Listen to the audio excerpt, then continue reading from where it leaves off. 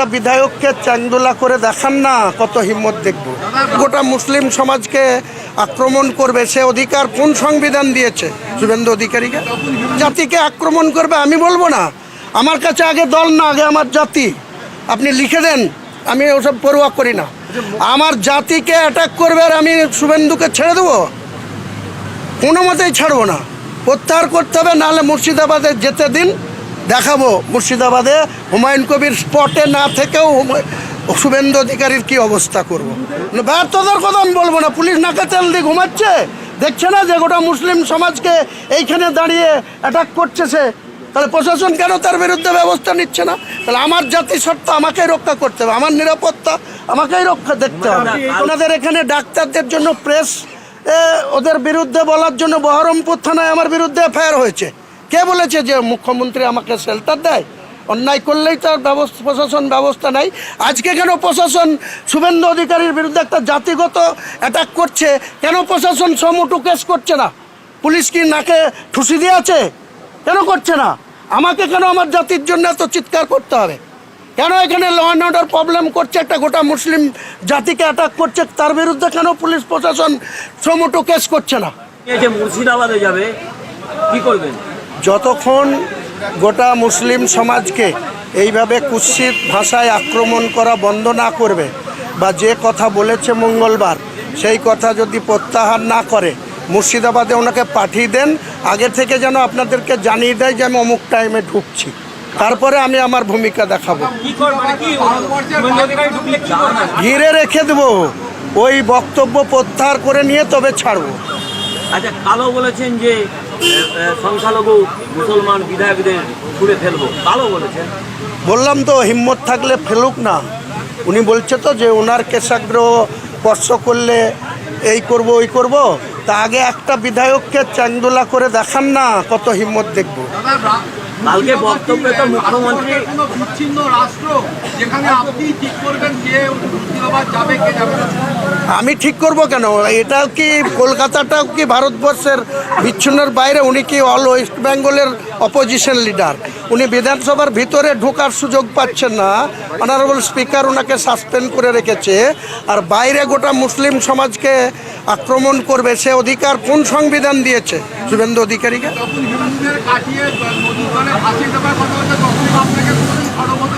মানে কে আপনাকে বলেছে কাটানোর কথা? কে বলেছে আপনাকে? কোথায় আপনার কাছে প্রুফ আছে যে আমি কাটানোর কথা বলেছি?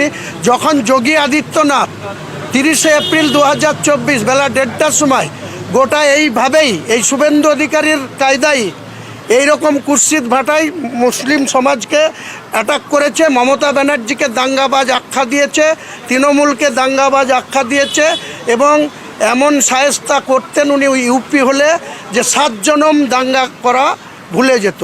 এখানে দাঙ্গাই করলো না তৃণমূল, মমতা ব্যানার্জি দাঙ্গা বন্ধ করে, দাঙ্গা হলে তার স্টেপ নেয় তার প্রশাসন, আর উনি ইউপি থেকে এসে বলে দেবে আর আমরা তা মেনে নেব?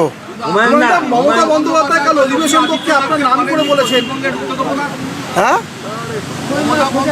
এখনো পর্যন্ত কোনোদিন বলেননি যে এই কথার জন্য যোগী আদিত্যনাথকে পশ্চিমবাংলায় ঢুকতে দেবো না।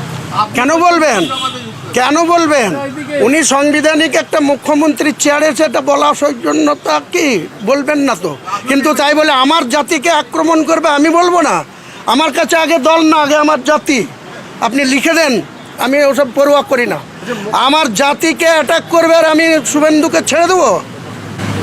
কোনো মতেই ছাড়বো না, প্রত্যাহার করতে হবে, নাহলে মুর্শিদাবাদে যেতে দিন, দেখাবো মুর্শিদাবাদে হুমায়ুন কবির স্পটে না থেকেও শুভেন্দু অধিকারীর কি অবস্থা করব।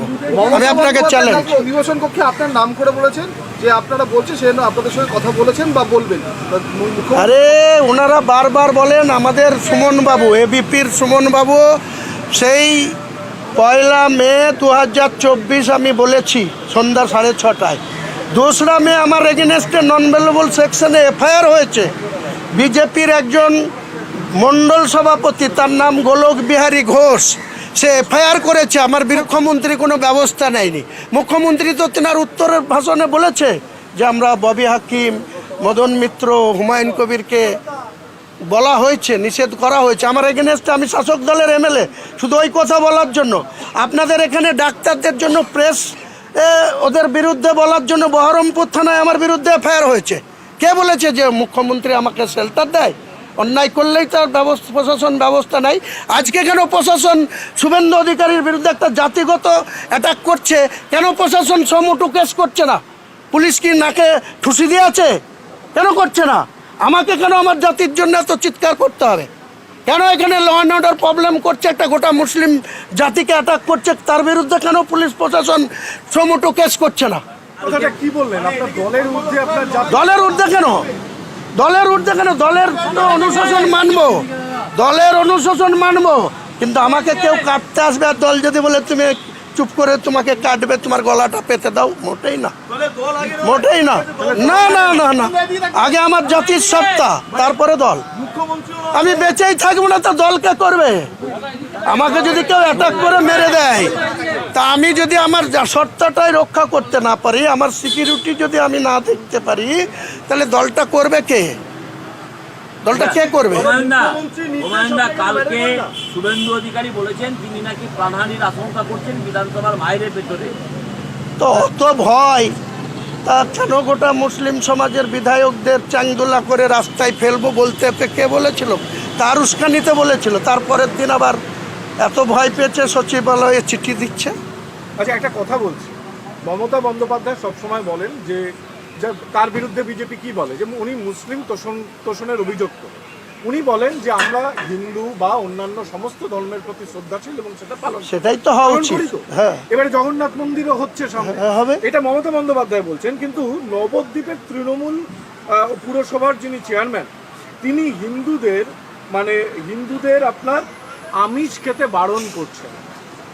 হিন্দুদের আমিষ খেতে বারণ করছেন। শোনেন, খাওয়ার বিষয়টা, দোল উপলক্ষে খাওয়ার বিষয়টা সম্পূর্ণ আপনার নিজের স্বাধীনতা। না, যে কোনো মানুষ কি খাবে, কোন কালারের জামা পরবে, সেটা তাদের নিজের নিজের ইচ্ছার উপরে নির্ভর করে।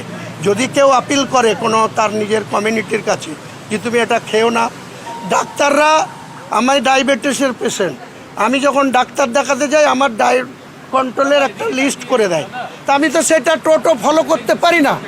আমি যতটা পারি ডাক্তারের কথা মান্যতা দিই, আবার সেটাকে ইগনোর করে আলু খাওয়া নিষেধ, আলু খেয়ে নিই, না, মিষ্টি খাওয়া নিষেধ, কোনো সময় খেয়ে নিই। দোল উপলক্ষে আমিষ খেতে বারণ করছেন তৃণমূল কংগ্রেসের এক পুরো চেয়ারম্যান, যেখানে তার নেত্রী খাওয়া দাওয়া নিয়ে কোনো ধরনের কোনো প্রতিবন্ধকতার বিরুদ্ধে। শোনেন, সেটাকে আপনি কিভাবে দেখছেন? এটা আমি কিছুভাবে দেখছি না। মুখ্যমন্ত্রী সঠিক কথা বলেছেন, তেমনি কোনো চেয়ারম্যান যদি মনে করে থাকে তার এলাকায় তিনি কাউকে তার প্রিয় মনে করে কাউকে তাকে ভালো সাজেশন দেবে, সেটুকুও তার অধিকারের মধ্যে পড়ে। বলছি, তাপসী মণ্ডল চলে আসার পর আপনাদের দলে শুভেন্দু অধিকারী ঘর গোছাতে আজকে হলদিয়ায় বৈঠক করছেন। ও যতই ঘর গোছাক, হলদিয়া সিট আর শুভেন্দু অধিকারীর দল প্রতীক নিয়ে জিততে পারবে না। যাকেই ক্যান্ডিডেট করুক সে হারবে। শুভেন্দু অধিকারী ভবানীপুর বিধানসভায় দাঁড়াচ্ছে। ওই ভবানীপুরের সঙ্গে সঙ্গে ভরতপুরে শুধু আসার জন্য আপনাদের মাধ্যমে বলছি যে উনি এত বড় লিডার, তো গোটা রাজ্যের সব জায়গায় লড়তে পারেন। তো ভবানীপুরেও লড়ুন, মমতা ব্যানার্জির কাছে হারবেন। আর আমার ভরতপুরে আসুন, ওখানে হিন্দু হিন্দু করে দেখুন, টোটাল হিসাব 2,62,000 ভোট আছে। 50% হিন্দু আছে, 50% মুসলিম আছে। আমি তো 43,000 ভোটে জিতেছি 2021-এ। শুভেন্দুকে আসতে বলুন, 50,000 ভোটে হারাবো। 72 ঘন্টা টাইম দিয়েছিলেন, 24 ঘন্টা কিন্তু পেরিয়ে গেল। অর্থাৎ তারপরে তো আজকে একজন হয়ে যাচ্ছে হাউস। আপনারাও বাড়ি যাবেন, দোল উৎসব পালন করুন। আমরাও সোমবারে আসছে জবাব।